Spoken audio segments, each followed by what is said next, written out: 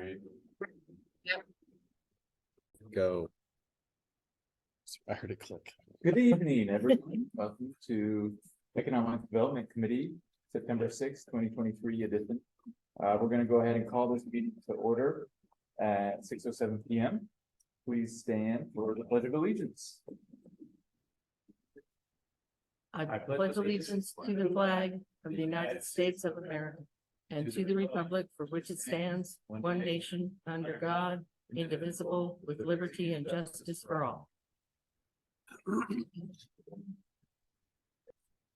Get a quick roll call. We can, since it's a small board.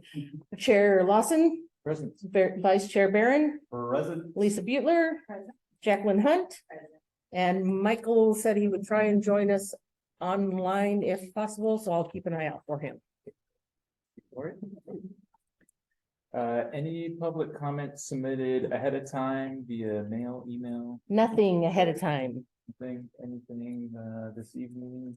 No postcards, no letters from home, nothing. Love letters, pretty quiet this evening. We'll take a look at last meeting's minutes. Everyone's had a chance to review. We'll do a quick rundown. We discussed the downtown business spreadsheet that Lisa put together and made updates on. It was Doug Keynes, our rare volunteers last day or last week. So we met with him as well, gained some insight from him. We discussed the EDC assisting small businesses with different city code hurdles, variances, things of that nature. And then went into some unfinished business, the commercial street property, the EDC grant application process, and if there's any feedback on that, as well as an update on the UGB process, which we will again cover this evening. Any additional comments or questions on last meeting minutes? Move to approve. I second. Thank you. We have a motion to approve and a second to approve, and all those in favor say aye. Aye. All those opposed? We have unanimous approval of last meeting's minutes. Thank you, and I did want to make note that your ex officio is supposed to be Counselor Phage. Okay. I didn't hear from him either, so All right, we'll see. It was a long night last night. It was a long night. So- Agreed. Cut everyone some slack this evening. All right, we can just dive right in. Kind of the main agenda item for this evening will be the review of the resolution that established this committee, the EDC, and its scope of work. Hopefully everyone had a chance to review, make any notes ahead of time too, so we can just kind of dive right in. Bill, I know most of the purpose of this is to review, make any red lines we see fit, how it aligns with what we're doing now versus the intent was when the resolution was established originally. And then we can then work with city council with any changes we would like to make. That sound about right? Chair Lawson, that sounds correct. And just a little to elaborate on that a little bit, we are looking at trying to schedule, as Councilor Sheldon, when he was ex officio here a month or two ago, mentioned, the council would be looking to try to schedule some kind of process or meeting to, at the very least, respond to your consensus request for the committee to be expanded in size up to 7. So what we're looking at doing here is just kind of prepare some comments and recommendations from you all about how the charge of duties or responsibilities by the EDC could or should be updated as they revisit the committee size. But I would add this, that it's not actually, in reviewing this with Andy Varner, it isn't just a matter of updating a resolution and updating the charge to this committee by city council.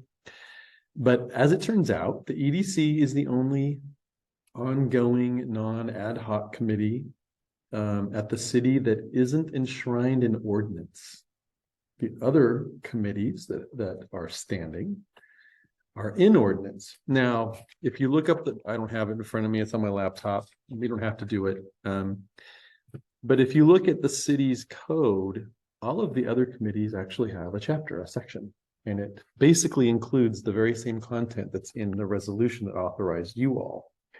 So I guess all that is to say that when you meet with city council, it was Andy's specific thought that you should probably be lobbying to be put in ordinance. Not that it makes you any more powerful or anything else, but I think there was a more temporary sense to what this committee was or would be doing when it was established only by resolution. And I think it's fair to say that the committee members have actively and engagingly taken on their responsibility and roles for this committee, but not only that, when called upon, have participated in other committees carrying forward the EDC mission, whether it was downtown, whether it was budget committee, whether it was the EOA, the urban growth boundary, hearings, testimony. I'm not summarizing everything. So that's what's before you. Makes sense. I mean, yeah, this committee, I feel like a lot of us just end up being on other ad hoc committees, but probably should not have that designation of this group as well. And I know that's not the designation, but to your point, it does seem kind of non-permanent the way it is right now. Yeah, makes sense. And then throughout that process too, we want to address the request to add 2 voting members as well. So that'll just be kind of bundled up in a single request. Is that still aligned with committee members? Yes. And the way the resolution is written, it sounds like we wanted to focus those additional 2 members more as, I guess, more entrenched in the business scene of North Plains, but the resolution's already written that way, where that is encouraged. I'd have to double back and find the section, but it mentions the members would be business members, economic development members, residents of the city, et cetera, et cetera. And I would say most of us are residents who are passionate about economic development, but are not necessarily entrenched in the day-to-day businesses within the city. If that's fair to say. Privacy policy says I cannot show you who my clients are. I can say that I do have some skin in the game for businesses in this market. I spoke too soon. Yep. Just looking at the first page, sections 1 through 3. Any red lines or additions called out from a quick review?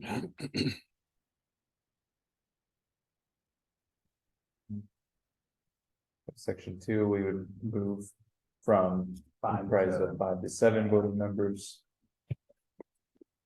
The language in section 3, and I'm jumping ahead a little bit, but I feel like it already covers what we're looking for, but please, if I don't know, sometimes I don't know how to read.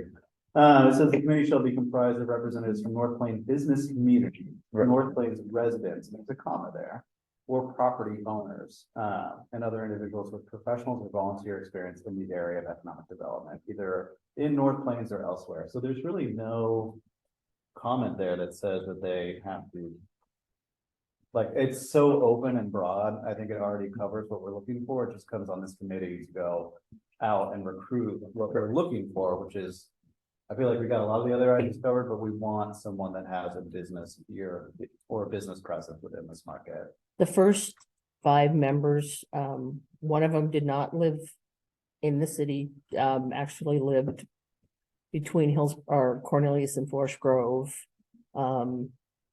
Just was a businessman. I mean, I don't remember what his business was, but find out it was Carol's husband from the library. Oh, yeah. So, yeah, they specifically, I mean, I think they purposely made it so that it did not have to be someone that lived in this. Honestly, there's not, it's a pretty small town for Right. businesses Yeah. right now, so.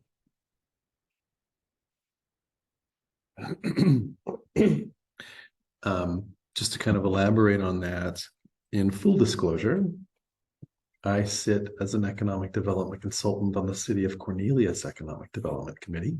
I don't live in Cornelius. I've never lived there. I just over the years have done different things for them, and they've just kept me on.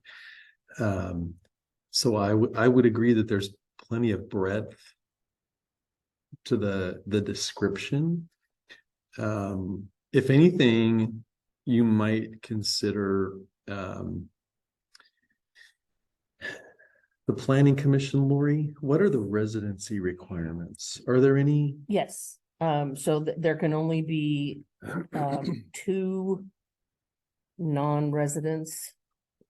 You have to either live within the city limits or own property in the city limits. Okay. Or a business, and there can only, if you don't live within the city limits, there can only be two that are property owners in the city limits or Okay. business owners. So on that comment by Lori, thank you, Lori. I don't know that you all need to think about any confining restrictions in terms of how many residents need to be on the EDC per se, or local business owners or whatever. But I think that be prepared to discuss that with council is all. I think what's going to be found, and the reason I bring that up, it's not because I'm pushing the idea or suggesting to you that you should figure out how to make the committee restrictive in any way. It's just that council's about to begin a more formal process of better two-way communication with residents to communicate policies and different things. And one area that they're going to begin to look into is how can we get residents better involved at the city? And committees certainly is one of them. And it's not a matter of, loading committees with residents necessarily versus non-residents, but that's going to be a topic, I guess, is the bottom line. And Cornelius's EDC language for who can be on it, there are two at-large members. I'm one of them. And it can be phrased that way. And I'm not suggesting that, we go down too far down a path of any sort of restrictions per se, but just be prepared for that conversation. I think that's a good point. If, talking to city council about it, I'd go down to the next sentence, which is an appointing members of the committee, the city council shall consider potential appointees' ability to prioritize the city's best overall interests and evaluate them out unbiased. And so that's kind of like, if the city brings it up like, hey, you guys are having these folks that don't live here that want to be here, well, why? And that's what we have to drill down as a committee and ask that, applicant, why do you want to be here? If it's, oh, I'm a real estate developer and I selfishly want to come out here and develop and I want to kind of steer stuff, well, then guess what? You kind of failed that last bullet point. So we should just then say, no. Well, and that's another thing that Planning Commission has in theirs is you can have no more than two members in the same field. So Yeah. like no more than two realtors on the Planning Commission at one time. So that might be something that I don't know how broad you would cover it or how, narrow you would cover it, but That's a dangerous restriction. it is. One point of view from one. Yep, it is. Yeah, I would strongly lobby against any restrictions like that. I am a banker. I am not the brightest banker. And trust me, if there was another person that was better than me to sit on the board, I would be happy to invite them.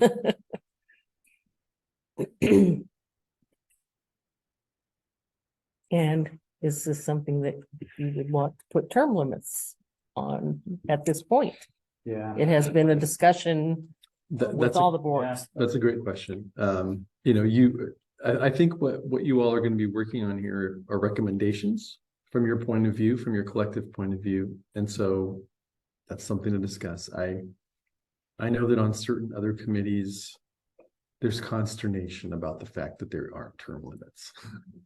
You know, it's what it is, and I won't go too far down that path, but that's another constraint to public involvement and communication, having the same people for decades on the same committee sort of thing.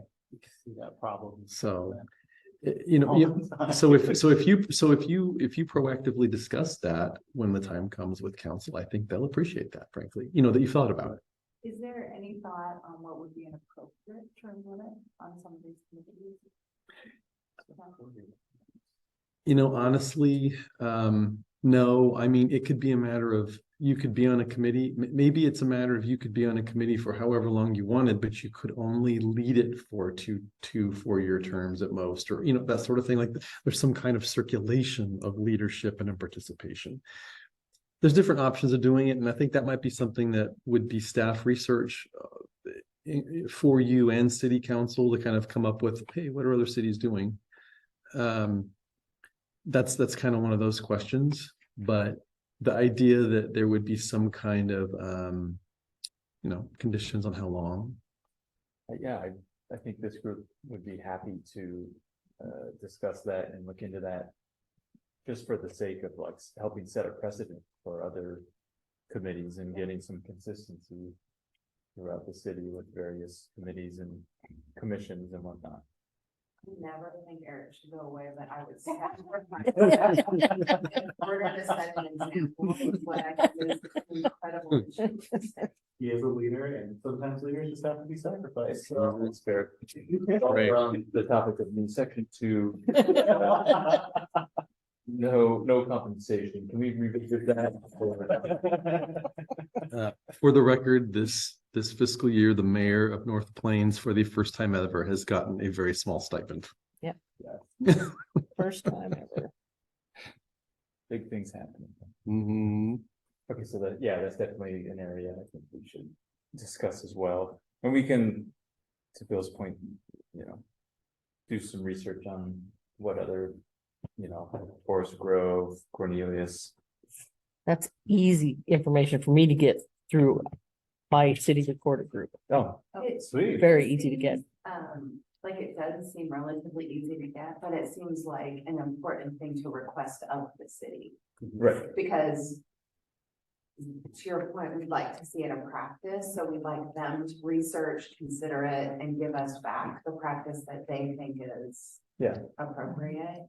I definitely would not want to have this be a grassroots effort with us and then we implement something and that we're the only group that decides to implement that. But if it would help move things along. We do those kinds of data gathering all the time in our OAMR group. And usually whoever asks the question through email, they will create a spreadsheet that then ends up going out to all the city recorders that are on the listserv. There's Oh, probably, yeah. I don't know how many of us there are. I mean, it covers the whole state. Do you So- think that's something you could get the group to put together by next month? I can certainly get, I don't know if I Or can get, some. I Okay. can get some by. I have a Tomorrow. provocative question. Do tell. Does this group really think that this is an issue that goes as far as to limit the city's ability to economically develop and flourish? And therefore, would we go from, you know, suggesting to actually recommending on behalf of the mission of our committee that we have a vibrant city council structure that has healthy turnover? Mhm. And I'll stop there. I mean, Yeah. and appropriate power balances. Yes. Maybe was the last little notion. So you're saying recommendation of our group that city council and others should also be turning over just for the sake of economic development and having fresh eyes, new people coming in. It shouldn't be the same approved for 20+ years, because guess what, you're gonna go to the same pond, you're gonna get the same fish, because they've got them for the last 20 years, they get again. So it's not a data driven position, so. I want to be thoughtful, but I also want to be provocative and how we think about it. And maybe, Bill, this is way beyond the scope of what you were thinking. Like, somebody spawned this child committee and it turned into a monster and tried to. Take over the others and put them in their place. No, don't put that in the minutes. You know, I'm gonna, I- that'll guarantee people will read the minutes at least. So We start having like little clips for these videos. Yeah. I guess, no, thank you, Jacqueline. I think what I'm thinking is, part of this also is that with this, again, getting back to the budget in my brain, because that's my, that's Having your brain. what I get paid to do. Finance director. Yeah, but this year, we have a new department that's technically boards and committees, and it accounts for all the spending and stuff that has to do with council and planning commission and EDC and parks and I guess what I mean to say is that I think that this committee, if it discusses what term limits might look like, or the need for them and why it's important for city committees, and certainly however you think specifically about EDC, you're leading by coming to council and discussing something that they know they need to discuss, they just haven't done it. And you're sort of leading in that direction by talking about it. And why it's useful for your committee and how it might be useful generally. Now, I'm not suggesting that you come to them and say, you all need to have term limits. That's not what I'm saying. But what I am saying is that by talking about it and how the EDC benefits from certain types of limits, it's good for the city. 100%. That sort of thing. Because it is a conversation that people are stepping around, but it's unavoidable. And you all might be the ones that crack the door open by having the conversation. Good question.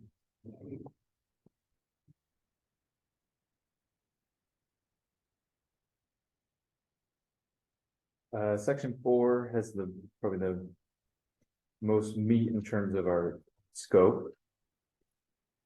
So just kind of going through bullet point by bullet point here. Develop recommendations for city council regarding implementation of the 2035 North Plains vision. Take it out. That was my question. Take it out. Especially if it's gonna be written in the ordinance and it's gonna be a forever document. This is very much a limited time bound document. That's gotta be drafted in other words and taken out. Or generalized. Yep. I see some more on the second part too. Yeah, the housing needs analysis, economic opportunity analysis. Yeah, these are all time bound things that as. The third one is probably better. Yep.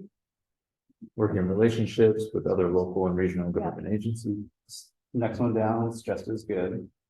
Understand surveys. The survey is one question I had, because I know a survey has been completed by this committee. So would there be a need to potentially put some type of timing parameters like cyclical, whether it's every decade completing survey? I know that we need survey. It seems to me that the goal of that is to have some kind of relationship with local business. And understand the need. Yeah. Chair Lawson, if I might. Yes, Bill. I'm glad you stopped at the bullet point about survey. Because this is something that you all need to have a conversation with city council, and you have had talks a little bit so far.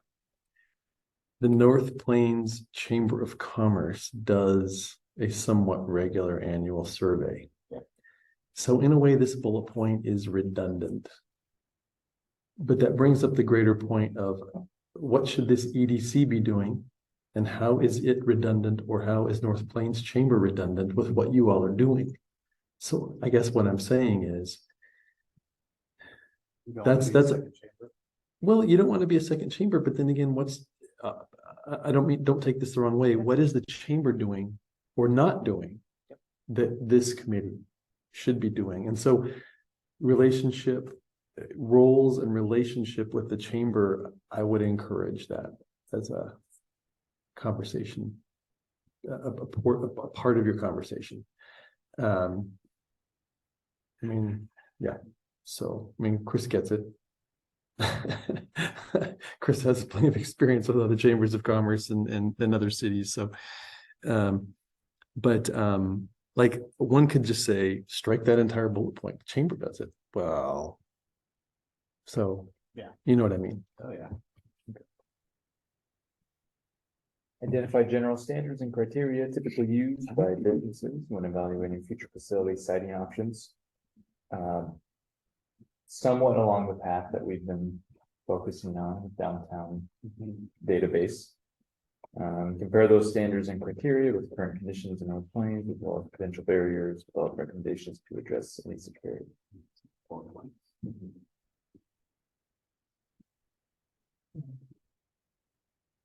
So specific standards and criteria. Yeah, I don't know. I don't know that I'm crazy about that specific wording Still. or specific standards. Oh, I think it is educating ourselves. I agree with that. Yeah. I don't know that we need specific standards and criteria.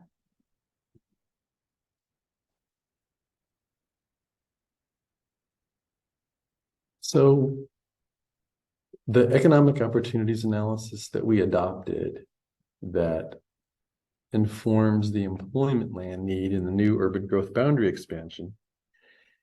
It goes into excruciating detail about targeted industries and site needs and site quality needs, sizes, locations, utility need. I mean, all the different things that that's sort of known, or maybe keep staying informed of the market as it evolves, because the EOA is a fixed document, a fixed point in time. We have to plan with it legally, but things change.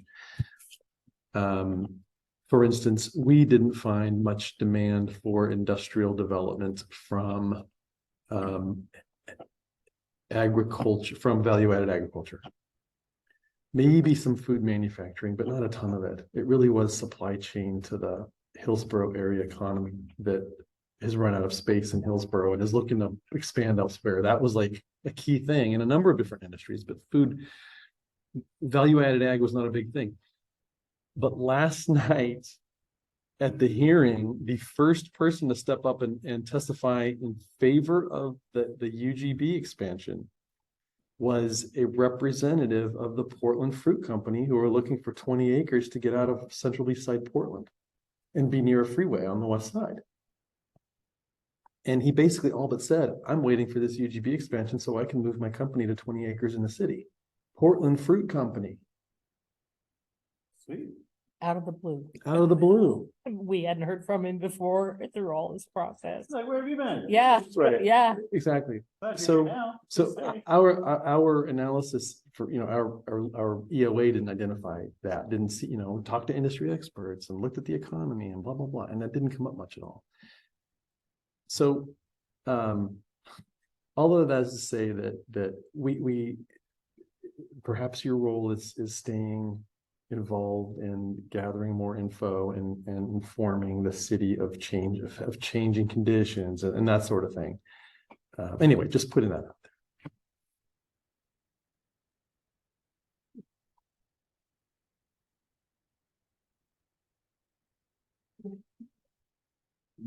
Last couple of bullet points here, was a marketing package developed by the EDC at any point, as far as we know? Nope. Didn't we work on a map of tear off thing with the chamber? Like a pad that we had put I- some information on this, that. That might have been before my time. Now, having said that, what is also true is the census has finally released a lot of detailed data from the census, from 2020 census about cities. And we have now a wealth of new detailed census data about North Plains and everything. And so now is the time to come up with an idea of marketing materials. This is how fast we're growing. This is our average household income. This is, our quality of all those different things that kind of show up in those sorts of marketing materials that brokers and the state can use for business development, basically. I'm just throwing the idea out there, would this be something we could use our committee budget on, potentially working with a consultant to leverage that data, create a marketing material? Yeah, so well, I mean, the community, yes, there's budget for economic development planning. And I can't remember, I think we put 15,000 a year for 2 years into that. And then there's EDC money for training and other things. I can't remember the exact numbers, but yeah, there's been some, not a ton of it, but there's been ARPA budget, regular general fund budget, and I think a little bit of something else. I think the closest we came was to evaluating the website and saying what we wanted to see, and I think you're growing the idea of what you should be able to find on a website. Yeah. Like welcome package stuff for new businesses. We talked about that, and we even thrown out the idea of like putting them on QR codes, sticking out my head. But yeah, I think it's like the closest thing we've done, and that's still not a marketing plan. So when I think of a marketing plan, I'm thinking of a calendar, specific things that are happening at a certain time, activities like, yeah, it's not, that's just a piece of collateral that we're wanting to update. Which would be part of a marketing plan. If we do an actual marketing plan, we're sitting here, we're doing a lot of plans. Yeah, I mean, one thing that comes to mind along these lines is I would love to see you all have visiting commercial real estate brokers talk about what kind of materials do they not have about North Plains that they could use with tenants and development interests. We got nothing. Yeah, it's like a little one sheet piece of collateral or a QR code or something that takes you to the data that we just got back from the center that says why you should bring your business here. We can go a long ways. I could send an email as a thought, starter or an addition, Lori, is that something you could bring an email that I just. Maybe we need to log. Is this logged? What is this logged into for email? I don't think it's logged into anything. So I couldn't, because I don't remember my password. I haven't saved. It's okay. Oh, I can maybe get.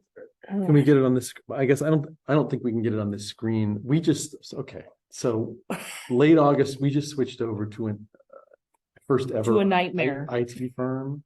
To a nightmare. And everything. Yeah. And it's, yes, I'm not gonna, you know how that goes. So this computer doesn't have access to email.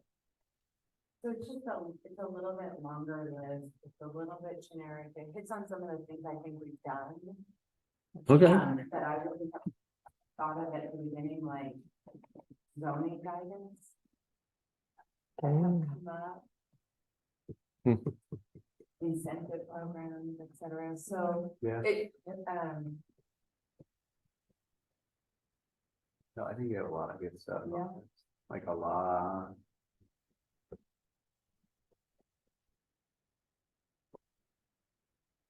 Sports development's a good one.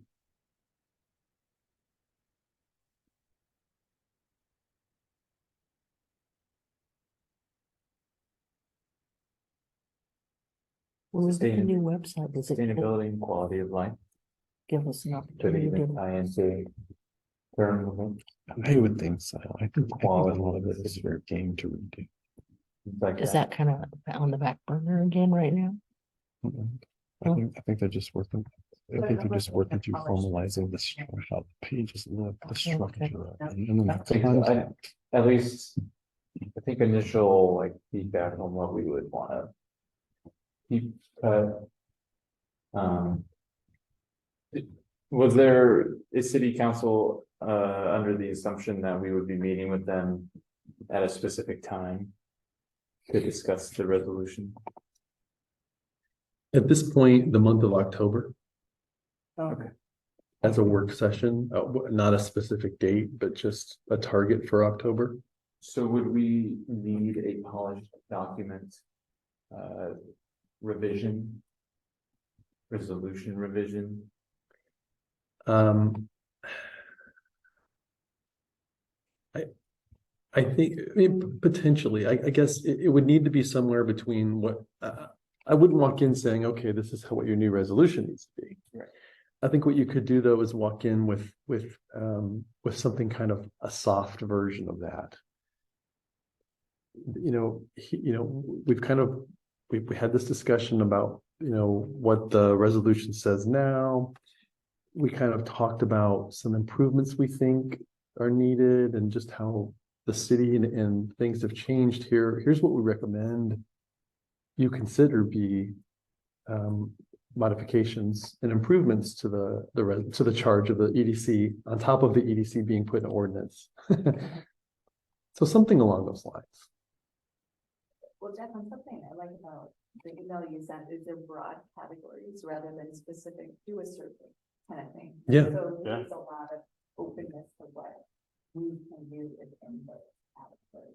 So I like that part of coming in with something like that. Yeah, no, I think the way Jacqueline is going, it sounds like it would certainly from an ordinance language standpoint be more appropriate to kind of, yeah. Me and ChatGPT. All good. Take my job. City council doesn't need to know One thing I would add to the excellent examples you have in there is, as we've evolved, we definitely would like to have some kind of future role in URA recommendations and downtown recommendations. So somehow incorporating those in maybe one of those bullet points, I think is very valid for our committee's scope. You already have been doing that with the grant. That's actually URA money that's been granted to those businesses. Oh, yes, and we said incentive for on there, so that definitely. Yeah. So that's a great point by adding, not just recommendation to city council, but the urban renewal board. Yeah. Same people. Different proceeding.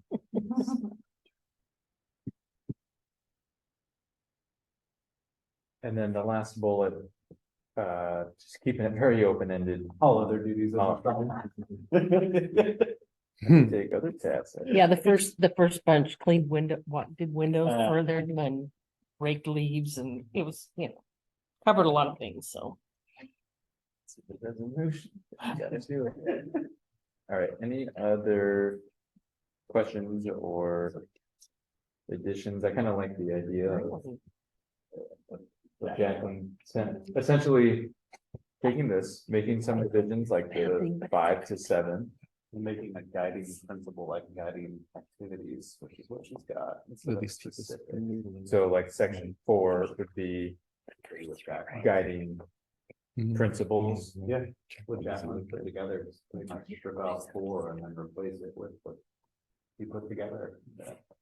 That's kind of because this is within advisory capacity, this is what you're gonna be doing. Those are the things that we should be doing. In a very broad, but clear way. Definitely did it. My job is done. Drop the mic. Usually it's Bill that does all of our work before we get here. Not today. You got outsmarted. He's worked, Yeah. he's all worked out. He's. I have toothpicks propping up my top of it. All right, I think then I feel pretty good about closing the book on the resolution. Meet with city council October. Probably just a couple representatives from our group. Does the full committee need to be at the work session? Every last one of you. Okay. Yeah, Strength in numbers. yeah. Well, and I think I think they want to, It's a work they session. want to hear from all of you. It's a work session, Right. And each of you can kind of chime in about very specific things that you've done, experienced, that sort of thing. Sounds good. But yeah, we're kind of, it's a pretty critical time for you to do this because we're gonna have a whole lot of land to plan, and very specifically a lot of it to plan for economic community development. So Definitely. Get together ahead of time and see who's bringing treats. Streets, okay. All right, Mhm. we'll coordinate. Hey, one quick question, you mentioned the 2020 census data. I remember in the downtown recommendations in that packet, they were quite a few very specific demographic Mhm. points in there. Is that from the 2020 census? Something else? Okay. that's all estimates that are largely based on the 2000 census. I mean, updates, it's just estimates for in between years. The new stuff is directly based on 2020 in a way that what you saw in the downtown plan wasn't. Okay, because I remember things like economic, income and things like that. Yeah, That was just. It was all estimate of, at the time, really. Councilor Page, it was all kind of based on, oh, no, sweet. It was all sort of, it's largely, I mean, ultimately, it's basically just a 9-year plus estimate of 2000 census data, and 2020 is kind of like the fresh slate, real data for the new stuff.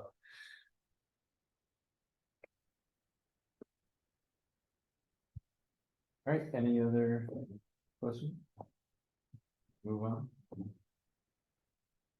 Item B under new business, Zach Gainer, we're gonna do a quick introduction as well. I've not heard back from Zach in the meantime, so we can push that hopefully Okay. to next month. I'll reach out to him again. Unfinished business. UGB process update. I'm sure. Maybe ex officio would Please, like. Do you really want to? Okay. I can. Do you want to let me just kind of summarize, and then you can kind of give your firsthand account, and then Councilor Phage, to the extent he's still awake, can talk about it too, of course. Poor guy. Last night at City Council, 2 hearings were held.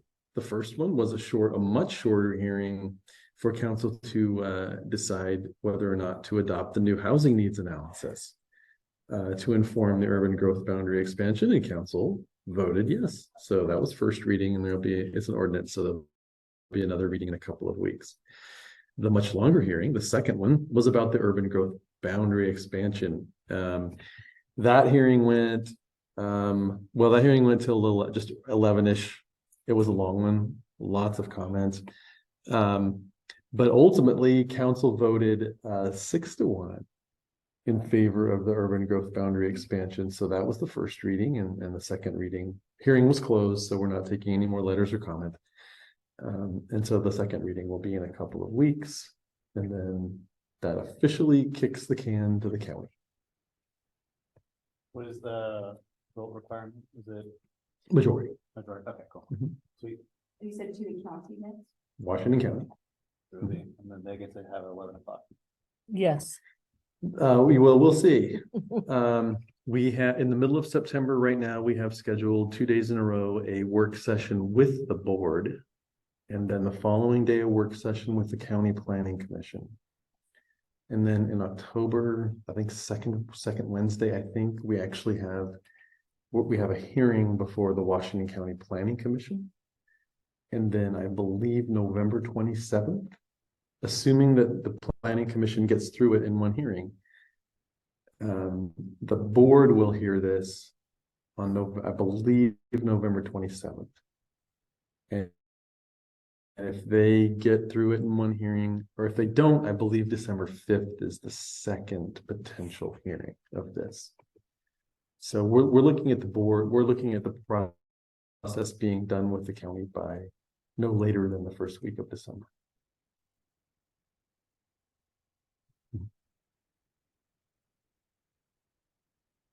Chair Lawson, Councilor Phage, any other firsthand account you'd care to give? News contentious. It's not on, yeah. News can be contentious. There's a lot of people that like things where we are. And their economic livelihood is farming. So the more land they have, the cheaper it is to farm. Land gets sold off, that potential land to farm, that's going to make, some rarity happen. The cost prices to go up. So they're looking forward to, stating their case and making, thoughts about, well, we could do farmland or other things. The problem is we're surrounded by farmland. There is no, made a comment that we can probably build a spiraling structure in the air, everybody, vertically, but, that's not what we're doing, so. I guess this is just my ignorance. If you don't own the land and someone else is gonna appropriate it for any other reason. Yeah, you may own a 25-acre farm, but who cares what such and such does with another 25 acres that they own? So I guess I just don't understand the argument. Well, the argument is, it could roll into the things, right? It can become like a slippery slope, right? Usually, we'll say, well, this farming, the next thing you know, we're all starving, it was that, or next thing you know, all the plants are paid over and then we can review again and it's all your fault, that kind of stuff. So it easily goes slippery slope, we gotta weed that out. People's emotions are pretty high. You gotta take that for what it is, acknowledge it and try to see their point. But ultimately, you gotta make the decision what's best for the city. Someone's brought up, like, how come farmers just don't buy that land if they want it so bad? Farm. But the thing is, they're not selling farmland to developers. As soon as the EV happens, they get to be annexed into the city. And then they're only selling farmland, but now selling land to huge companies. Yeah. And one of them has a higher cost than the others. So the argument that one of the other city companies made was like, what does it buy that land in? We want it so bad, and so rare to get, just you buy it. The thing is, they're trying to sell a commodity that maybe is worth 50 cents, when it's worth $5. We're trying to argue sell for it. So that's what we're kind of dealing with the growth. There are some arguments about Silicon Forest being worked to the west of us. I personally do not think that it's going to build a fab over there. There's a lot of other places to build fabs. We have a lot of them over here in Hillsborough. Why would they? But there's opportunities for other kinds of businesses. Hopefully, you make it strong enough for time to be a warehouse center. I don't think it's gonna be a loading center for like Amazon, because they're kind of far off to it, but they're just really better and more centralized location. But there's the other less desirable businesses there. So we have to have some rules for that. But it's a long night and today's early morning. True story. I checked my phone just a little bit before the meeting, like, when did they cancel the meeting at 7 o'clock? I think the last one they canceled it. Oh, go. So, sorry for being kind of. No, we're actually gonna probably recap everything we discussed at a city council meeting, so. You'll be in touch with that. I have a question. We noted last time that the governor's economic advisor for House Bill 4 was gonna visit on previous Friday. Did that yield anything we didn't already know? That's a great question. It did. It confirmed what was our suspicion. And that is that, consistent with what Councilor Phage just said, the representative from the governor's office pretty much between the lines said that it's unlikely the state is going to see a recruitment that would be looking for sizable greenfield vacant land. Doesn't mean that it wasn't going to happen, and they were hearing from a number of different businesses. But in terms of what was going to commit to investment under the CHIPS Act and the State CHIPS Act, it was overwhelmingly going to be firms that are already here and we're going to retool or invest more in an existing location rather than invest elsewhere. That isn't to say that it's impossible, that we will definitely not see something big on the west side. It was just, that's not shocking. It's not shocking what he said. Oregon's not a favorable place, so I don't know, to do business, and therefore we shouldn't expect that this is where someone would seek to grow, or is it something else? It's all of that, but I think all of the really big announcements by the semiconductor industry regarding CHIPS Act, Federal CHIPS Act enabled investment or assured investment happened before the legislature convened. Micron announced $50 billion in Boise. Meanwhile, we're here and we don't even have land. Much less we spend a fraction, pennies on the dollar of what other states do on incentives. Cash handouts, not just low interest loans. Also charge. Yeah, and then we have a different tax structure that isn't helpful in some ways. That's right. So was the state of Oregon caught flat-footed regarding just not having it together very late to the game? I mean, the State CHIPS Act was an amazing act of the state legislature and signed by the governor. It's amazing what happened.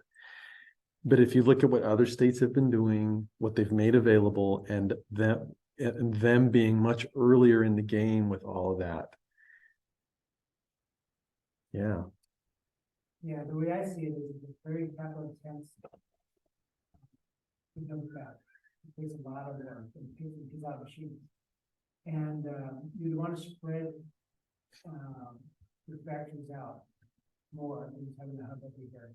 We have Hillsborough has some manufacturing in there. It makes sense to have some. We have some in New York as well, and we're breaking down in Ohio and other countries around the world. So it makes it one basket. We're right now until that comes saturated, we can get some more chips. Look at the commodities. Chips are becoming more and more of the other commodities. They're being used for just about everything. So it's going to be soon to be bigger than so until we figure out something else other than chips, that's going to be where we need to power our society. So we need more plants. If they want to sit on it for another 20 years, and I don't think we can do that. So I think the CHIPS Act was a big way to fall short.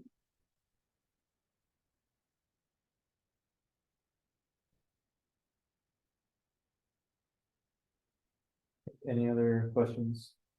UGP, tips, etc.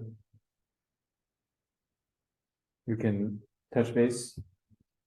Vice Chair Barron, I believe, has an update on establishing a Main Street organization.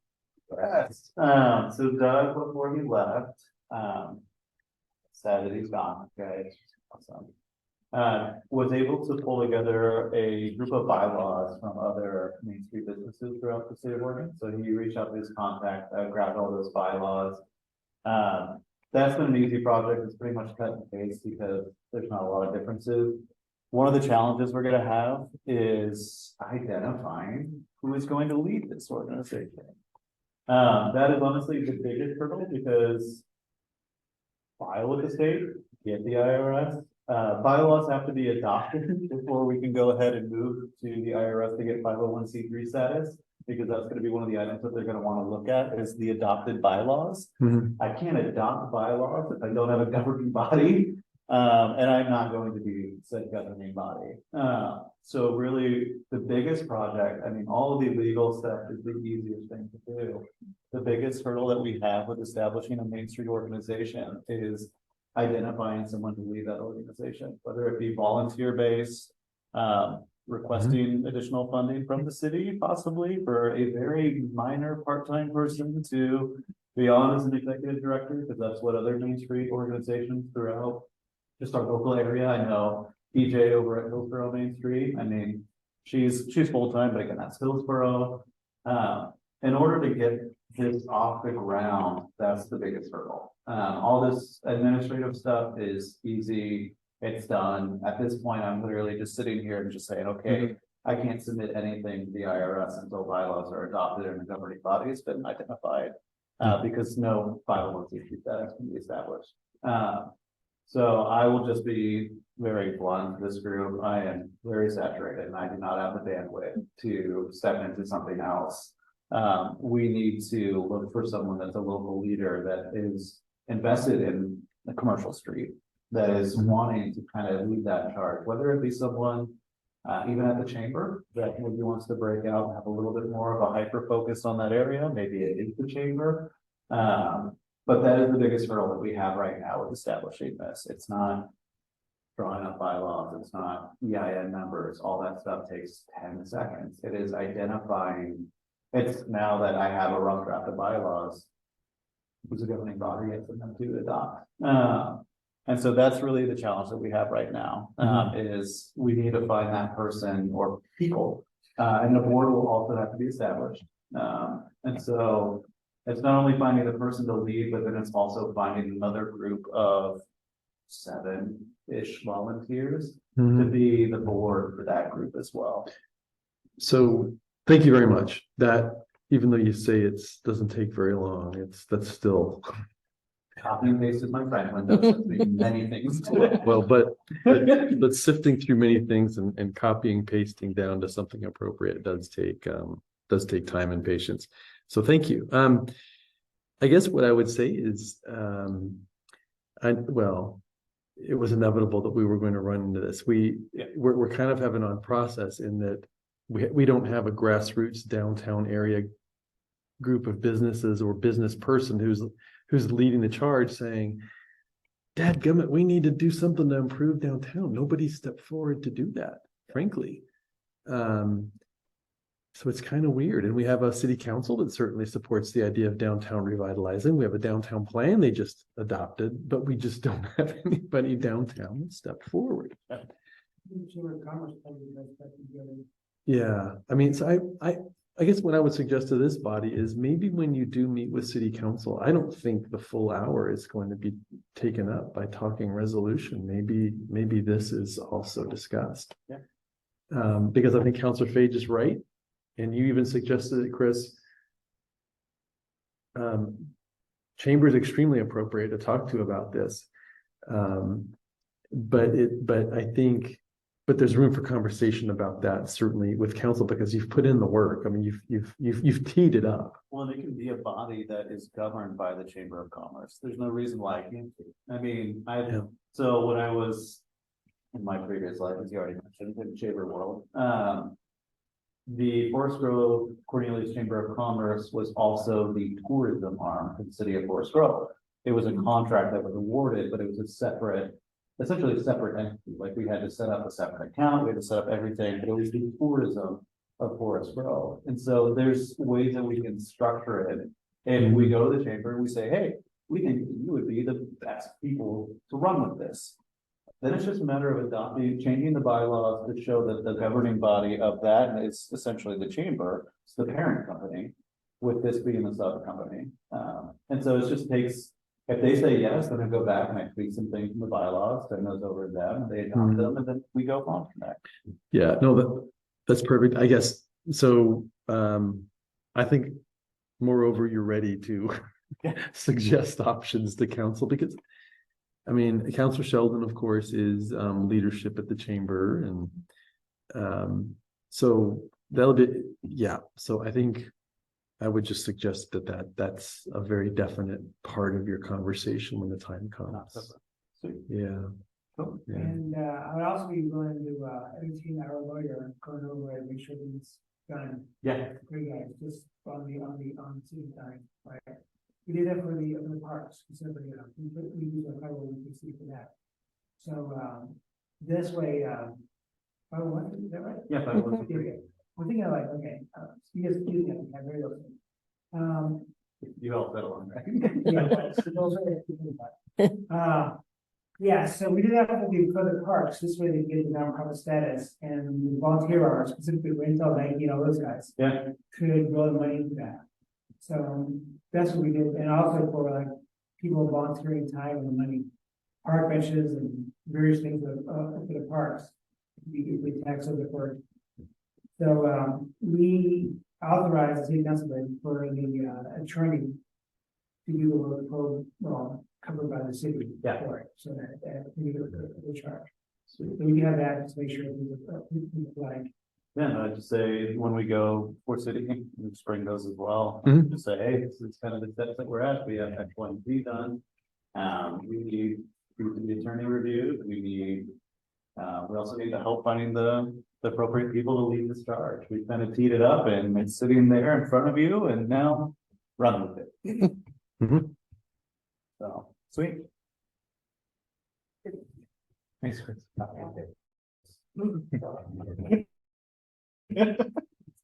Right, great. Any more topics? We do have some links to land use applications, staff reports from planning manager, public works, et cetera. Everything that we in our own time, probably. But any topics, questions? Before we adjourn? No, I saw that Doug did update our commercial street file as he promised. With additional information. So maybe future meetings talk about. Maybe review it, if possible, reviewing before next meeting, but also talk about, okay, now what are our next steps with that information? What's the new intern? Or not? Volunteer, they start next week. Yeah, we'll introduce that person. New Doug? Rowan is the person's name. I haven't met them, so. Place Doug. No. Nope, nobody can replace Doug, but we have this is not Doug, this is not second Doug. But yeah, Rowan is their name and I haven't. My first response. So, so I think part of the agenda for this committee in October will be that introduction.